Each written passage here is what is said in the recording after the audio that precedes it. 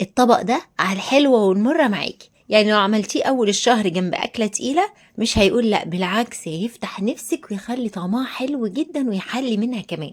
ولو عملتيه كده أرداحي من غير حاجة وحطيتيه في لقمة عيش هيخليها حلوة جدا وهيبقى كفيل وكافي جدا جدا جدا.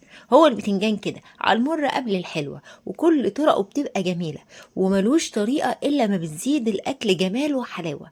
تعالوا النهاردة نخلله مع بعض طريقه حلوه جدا، واقول لك ازاي تعملي التتبيله الحمراء الخطيره قوي دي. حطي لي لايك لاول مره بتشوفيني، وما تنسي الشير. انا شيرين. يلا بينا على طول. جبت نص كيلو من بتنجان. بصي بقى، هبتدي اشيل العنقود اللي فوق ده وانضفه كويس واروح شقاه من النص. انا عملته قبل كده مسلوق، النهارده هعمله مقلي. طبعا تقدري تقليه في الزيت زي ما انا هقليه، او تحطيه في الاير فراير، او تسلقيه. اي طريقه من التسويه ممكنه. احنا بس هنعمل مع بعض كمان التتبيله. تمام كده. هنضف كل البتنجان واغسله كويس جدا ونروح على البوتاجاز حاطه شويه من الزيت. هستنى يسخنوا وهبتدي اقلي البتنجان بتاعنا. كمان حضرت فلفلتين شطه كده معاه علشان ايه يخلوه حرش وحلو كده، غير التتبيله طبعا الحرشه الجميله بتاعتنا. هنزل بالبتنجان كله وابتدي اقليه بالطريقه العاديه جدا لحد ما يستوي معايا، يعني ما بياخدش كام دقيقه على النار وبيكون 100 فل و14 واستوى زي الفل.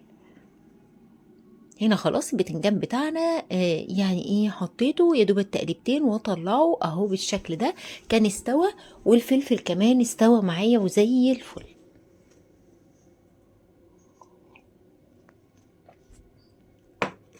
تمام كده، طلعنا كل البتنجان والفلفل بتاعنا. نبتدي نعمل الخلطة او التتبيلة بتاعتنا. معايا نص قرن من الفلفل الشطة، ممكن تحطي اكتر او اقل او ما تحطيش خالص، دي حاجة ترجع لك. توم. كمان معايا هريسة شطة بعملها في البيت، بتبقى فظيعة فظيعة فظيعة، بتقعد معايا كتير جدا جدا جدا. هاخد منها معلقة معلقة ونص اللي يريحك عشان تدي التتبيلة لون احمر حلو. لو ما عندكيش ممكن تحطي بدلها فلفل احمر. خلاص. عودين كده من الشبت، والشبت بيضيف طعم يعني لا نهائي من اللذاذة والطعامة والحلاوة. ليمونة. عايزة اقولك الشبت في التتبيلات بصي سكة تانية، طعم تاني خالص. شوية من الملح. خلاص. كمان هبتدي احط خل. بتاع الربابيك يا جاي معايا في الفيديو عادي جدا، يتفضل ويأنس ويشرف، يا اهلا بيه. كمون كزبرة. وهبتدي اضرب المقادير بتاعتي كده كويس جدا في الكبة خلطتين وبس كده خلاص، وتبقى التتبيلة معايا جاهزة. انا لما بجيب بتنجان في الغالب وقت ما بيبقى غالي بجيب نص كيلو اعمل الطبق اللي احنا هناكله، والباقي عينه في الفريزر اخزنه. لو البتنجان بقى رخيص وبيوصل التلاتة بعشرة بقى والحوارات دي، بروح جايبة شوية حلوين ومجهزاهم وعيناهم في الفريزر. وبشيلش هم البتنجان بقى اللي هو المخلل ده طول السنة. بتعيدني ازاي يا شيرين؟ بعينه بدون تتبيلة، يا دوب بس بقليه وبروح عيناه. وكمان بخزن التتبيلة لوحدها، ده في كيس او ده في علبة وده في علبة، كل حاجة لوحدها علشان ما يحدقش في الفريزر والملح الكتير يهري. خلاص. فالطريقه دي بتبقى بالنسبه لي روعه. خللت شويه على قد ما هناكل، والباقي اللي في الكبه رحت شويه ميه حلوين كده ورشه ملح عشان تديها برضو ملح مظبوط بعد الميه، وهنزل بيه على وش البتنجان بتاعنا.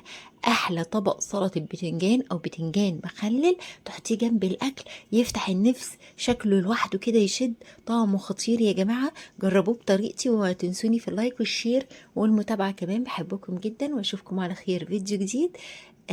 جربوا بقى البتنجان بتاعنا وقولوا لي رايكم كده. عايزه بس الاول اوريكم ازاي بخزنه، اوريكم الكيس. انا بس بستنى ما ينشف تماما من اي زيت خالص خالص، واروح معبياه في اكياس على حسب الكميه او على حسب الاكله اللي انا هطلعها كل مره. طبعا ده نص كيلو مش مستاهل، فيدوبت هيعمل لي اكلتين، اكله دلوقتي واكله بعدين. فتبلت الاكله اللي معاكم وعينت الاكله التانية في الفريزر. طيب انا ليه بعمل كده؟ لان البتنجان بيوصل عليه وقت بالذات في رمضان ممكن يوصل 25 و30 جنيه، وممكن اكتر والله، اوقات كتير بيوصل اكتر. فانا بعمل كده، ما بيرخص بخزنه اهو كيس اهو. بخزن بقى، بخزن كميه كبيره.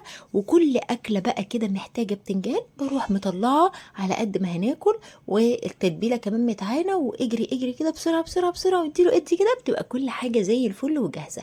من اجمل الحاجات الصراحه اللي معتمداها هي التفريزات. التفريزات بتنجز معايا وقت كبير في كل حاجه، تخليني ما اقفش في المطبخ كتير. اي تفريز اي حاجه تيجي في بالك، لو بصلايه فرمتيها وعينتيها هتوفر عليك.